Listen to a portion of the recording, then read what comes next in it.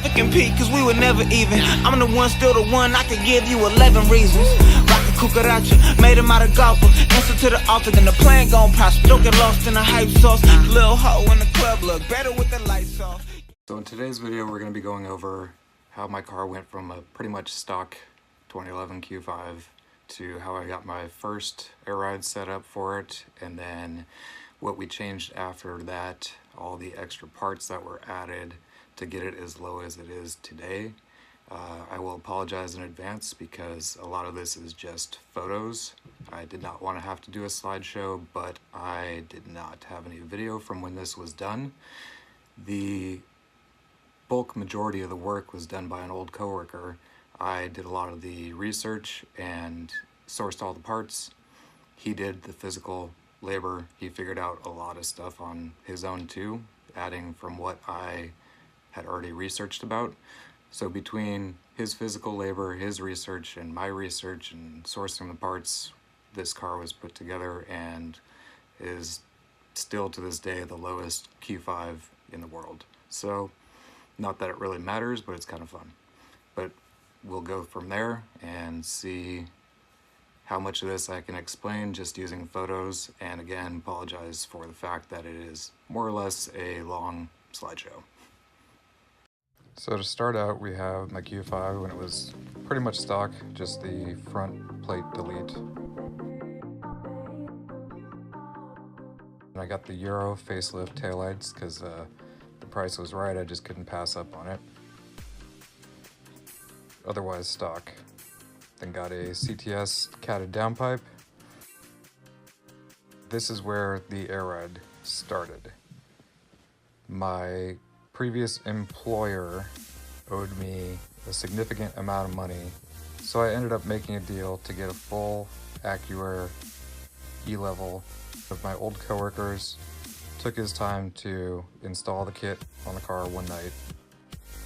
We did not get to hook up the height sensors, unfortunately, but it was bagged and it was okay. It didn't take long for me to get annoyed with the limits with the Bilsteins, especially after putting on the rotiforms from my other coworker's car. I knew I needed more. And that's when I started hoarding. I started collecting what I needed, started doing all the research I could. Then I got the 034 adjustable front control arms, and here you can see that they're getting marked where it interferes to trim. The stock arms have more clearance, but they don't have any of the camber adjustability. So there's a little bit of give and take there as far as you got to do the trimming to make it work, but then you have the camber adjustability afterwards. And there's just more images of what was trimmed, left us with a height approximately that. That's still with the Bilsteins. Then we went and started modifying the upper strut towers for clearance for the control arms to come through. The B8s have that on all the A4s and S4s and all that. Unfortunately, Q5s do not. Then we were left with it looking like that, and then started focusing on the rear. We knew that there had to be a notch for the axle and for the control arm, so that whole assembly came out, and the holes started getting drilled.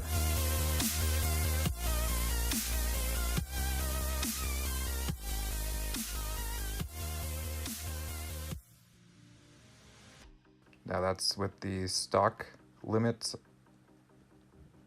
and then that's how far it goes after the notch was cut. There's both of the holes cut, needs to get welded and seam sealed, etc. And that's the final after welding, seam sealing, and painting. And then we were left with a pretty decent tuck on our tester 20-inch rotiform.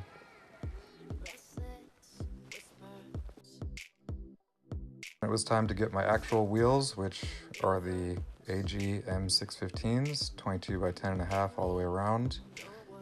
So we could see exactly what needed to happen to tuck 22s, since we didn't have a tester 22.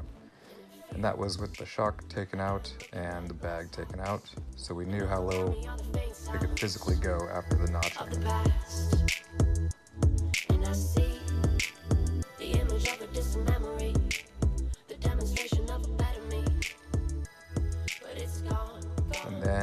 These are the original front bags. Those got taken out, replaced with some Airlift Performance B8 struts. Thank you to Michael Thompson for those. Then we focused more on the front, took out the stock knuckles,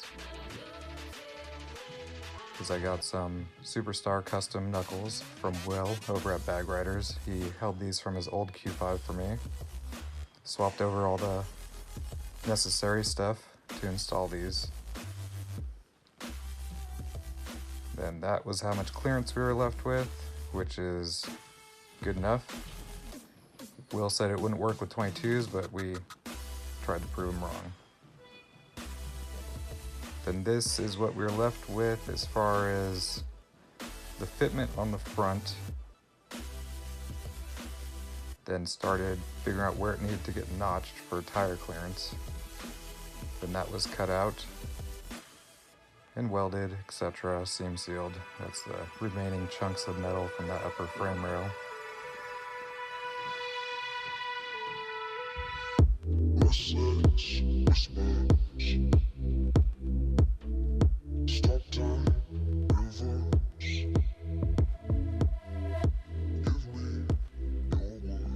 Then we did some more test fitting to see where everything was lining up.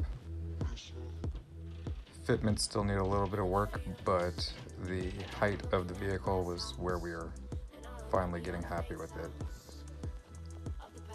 Now the issues at this point were more the rear, where the shocks were too long and the AccuAir B8 kit for the rear, the brackets were too tall. So then we figured out how to chop them down and reuse the factory hardware essentially.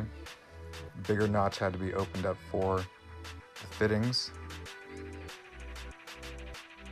Now with these notched for the fittings and shortened, we're at the right height that we needed to where it would be fully compressed, and then the control arm would be the limiting factor in the notch actually hitting the subframe.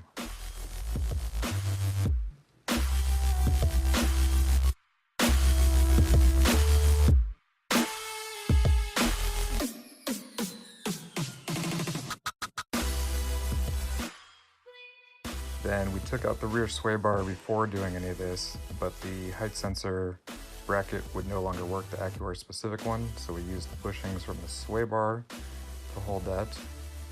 And that's maximum lift and maximum drop. Then we were left with it looking still unfinished, but all the heights were there. And we finally got the tires for my 22s. Could give back the stock wheels we were borrowing for testing purposes, since my stock wheels would no longer clear with the new modified knuckles.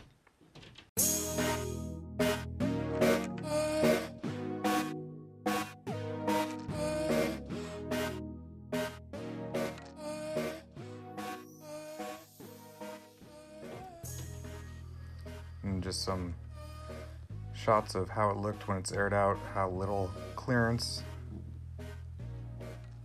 More buttoning up. It was ready to take it on its first drive. The day that this was finished, it was driven from San Jose to Las Vegas for Woost, and the only issue on that drive was one of the front height sensors broke because the location for the factory AccuAir brackets did not really like the drop knuckles and the 22s and the full combination. So on turning it would just make it bind and then snap, which this got addressed right after it got back from the show.